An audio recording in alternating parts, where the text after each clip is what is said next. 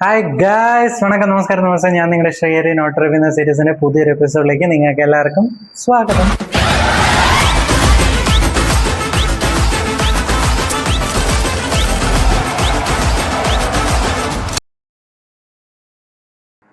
So ഞാൻ ഇന്ന് പറയാൻ പോകുന്ന സിനിമയുടെ പേരാണ്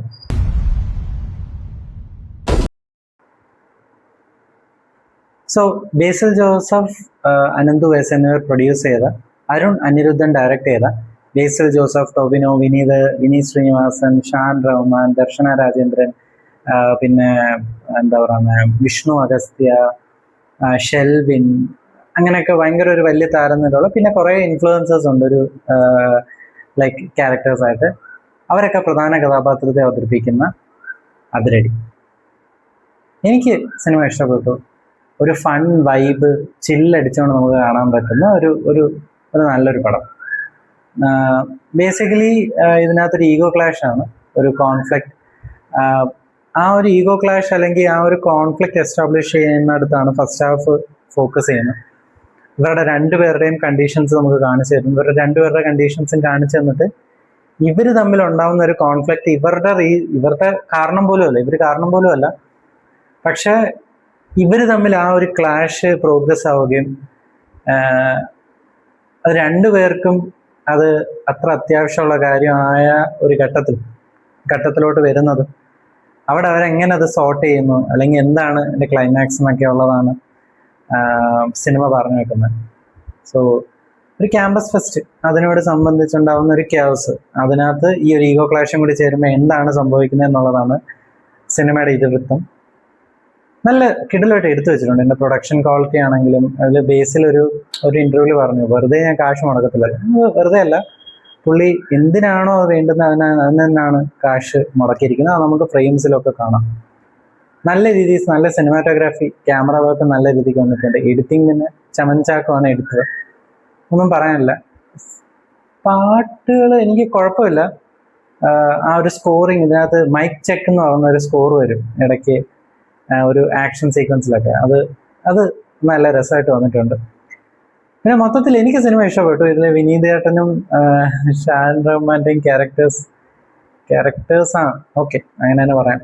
ഇവർ തമ്മിൽ ഉണ്ടാകുന്ന ഒരു കോൺവെർസേഷൻസും കൗണ്ടറടിയൊക്കെ ഉണ്ട്, അതൊക്കെ നല്ല രസമായിട്ട് വന്നിട്ടുണ്ട്. ഇതിലെനിക്ക് എടുത്തു പറയേണ്ട രണ്ട് ക്യാരക്ടേഴ്സ്, അതിലൊന്ന് വിഷ്ണു അഗസ്ത്യ എന്ന് അവതരിപ്പിക്കുന്ന ഒരു ക്യാരക്ടറുണ്ട്, ജോസഫ് എന്ന് പറയുന്ന സാം കുട്ടി, ബേസിൽ ജോസഫിന്റെ ക്യാരക്ടറിന്റെ ചേട്ടൻ ഒരു ക്യാരക്ടറായിട്ട്. പുള്ളി കിട്ടില്ല, പുള്ളിക്ക് സ്ക്രീൻ സ്പേസ് ഉണ്ട്, പുള്ളി one of the main prominent character തന്നെയാണ്. സ്ക്രീൻ സ്പേസ് വളരെ കുറവാണ്, പക്ഷെ വരുന്ന സീനിൽ പുള്ളി തരുന്നൊരു ഇമ്പാക്റ്റ് ഉണ്ട്. നമുക്ക് ആ ഒരു സാം കുട്ടി എന്തിനാണ് ഇങ്ങനെ കിടന്ന് ഇത് കഷ്ടപ്പെടുന്നതെന്നുള്ളതിന്റെ ആ ഒരു ഡെപ്ത് മനസ്സിലാക്കി തരാൻ വേണ്ടിയാണ് പുള്ളിയുടെ ഒരു ബാക്ക് സ്റ്റോറി നമ്മളെ കാണിക്കുന്നത്. ആൻഡ് ദാറ്റ്സ് ഒരു ഭയങ്കര, നമുക്ക് ലോജിക്കലി ചിന്തിച്ചാൽ സംഭവിക്കുന്ന, എന്നാൽ ഭയങ്കര ഭീകരമായിട്ടുള്ളൊരു സാധനം തുടക്കത്തിൽ കാണിക്കും. അത് നമുക്ക് ആരെ കുറ്റം പറയണം, എങ്ങനെ കുറ്റം പറയണമെന്നൊന്നും മനസ്സിലാവാത്തൊരു സിറ്റുവേഷനിൽ ട്രാപ്പായി പോകുന്നത് വിഷ്ണു അഗസ്ത്യ. ലൈക്ക് ആ ഒരു ട്രോമയിലായി പോകുന്ന വിഷ്ണു അഗസ്ത്യയുടെ ഒരു ക്യാരക്ടറൊക്കെ ഭയങ്കര രസമായിട്ട് ചെയ്തിട്ടുണ്ട്. എനിക്ക് ഭയങ്കരമായിട്ട് ഇഷ്ടപ്പെട്ടു. പുള്ളി ചെയ്ത ക്യാരക്ടറിലാണ് നമുക്ക് ആ ഒരു സാം കുട്ടിയുടെ ഡെപ്ത് മനസ്സിലാവണം. രണ്ടാമത്തത് ടൊവിനോ ഇതിനകത്ത് ചെയ്തിരിക്കുന്ന തോട്ടക്കുട്ടൻ എന്ന് പറയുന്ന ക്യാരക്ടർ ഞാൻ കണ്ടിങ്ങനെ ഇന്റർവെലിനോട് കുറച്ചുകൂടി മുന്നേ ആണ് ടൊവിനോയുടെ ക്യാരക്ടർ ഇൻട്രൊഡ്യൂസ് ചെയ്യുന്നത്. അത് കണ്ടൊരു 10 മിനിറ്റ് കഴിഞ്ഞ ഇന്റർവെൽ ആയപ്പോൾ ഞാൻ വിചാരിച്ചു പുള്ളിയുടെ ഒരു സ്പിൻ ഓഫ് വേണം എന്ന് പറഞ്ഞാൽ, പുള്ളിക്കൊരു എലിവേഷൻ കൊടുക്കുന്നുണ്ട് ഈ സിനിമയിൽ. ഇന്റർവെലിനോടടുത്ത് ഒരു എലിവേഷൻ കൊടുക്കും. പുള്ളി ആരാണെന്നുള്ള ഒരു എലിവേഷൻ കൊടുക്കുന്നിടത്ത് അവർ പറയുന്ന കാര്യങ്ങളൊക്കെ വെച്ച് നോക്കുമ്പോൾ കിട്ടില്ല ഒരു ക്യാരക്ടറാണ്. തോട്ടക്കുട്ടൻ എന്ന് പറയുന്ന ക്യാരക്ടറാണ് പുള്ളി ചെയ്തിരിക്കുന്നത്. ശ്രീകുട്ടൻ വെള്ളയാണി എന്ന് പറഞ്ഞ ക്യാരക്ടറാണ്. പോളിയായിട്ട് ചെയ്തിട്ടുമുണ്ട്. പിന്നെ അതിനകത്തൊരു ക്യാമിയോ ഒക്കെ ഉണ്ട്. അത് നല്ല ഒരു ക്യാമിയോ ആയിരുന്നു, വെറുതെ കൊണ്ടുവന്ന് ചെയ്ത പോലെ ആയില്ല. അത് കറക്റ്റായിട്ട് നമുക്ക് ബ്ലെൻഡായി പോകുന്നുള്ളൊരു ക്യാമിയോ ആണ്, അതും രസമായിരുന്നു. മൊത്തത്തിൽ ഇതിന്റെ പ്രൊഡക്ഷൻ ക്വാളിറ്റി, ക്യാമറ വർക്ക് ആണെങ്കിലും എഡിറ്റിംഗ് പരിപാടികളാണെങ്കിലും ഒക്കെ നല്ലതാണ്.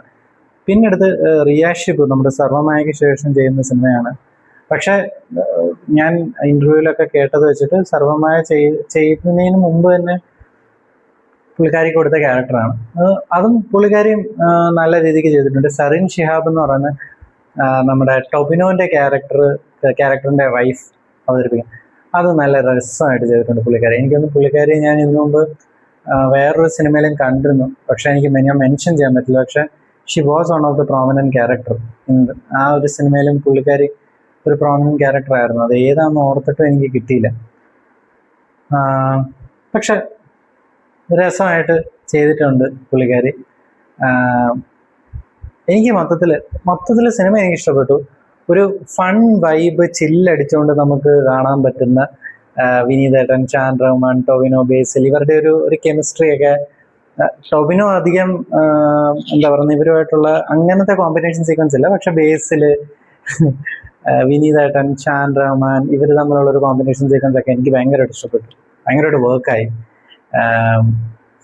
നല്ല രസമുള്ളൊരു സിനിമയാണ്. തിയേറ്ററിൽ തന്നെ ഇത് കാണാൻ ശ്രമിക്കുക. തിയേറ്റർ വൈബ് ഡിസേർവ് ചെയ്യുന്നൊരു പടമാണ്. മാത്രമല്ല എല്ലാ സിനിമയും തിയേറ്റർ വൈബ് ഡിസേർവ് ചെയ്യുന്ന പടമാണ്. അത് അടുത്തത് കറുപ്പ് കാണാൻ പോകുന്നുണ്ട്. സോ അത്രയുള്ള ഇന്നത്തെ വീഡിയോ. ഈ വീഡിയോ നിങ്ങൾക്ക് ഇഷ്ടപ്പെട്ടാൽ തീർച്ചയായിട്ടും ലൈക്ക് ചെയ്യുക, ഷെയർ ചെയ്യുക, സബ്സ്ക്രൈബ് ചെയ്യുക. നിങ്ങളുടെ ഫ്രണ്ട്സിന് ഇഷ്ടപ്പെടുന്നുണ്ടെങ്കിൽ അവർക്കും കൂടി ഒന്ന് ഷെയർ ചെയ്ത് കൊടുത്തേക്കുക. സോ അത്രയുള്ള ഇന്നത്തെ വീഡിയോ. അടുത്ത വീഡിയോ കാണുന്നവരെ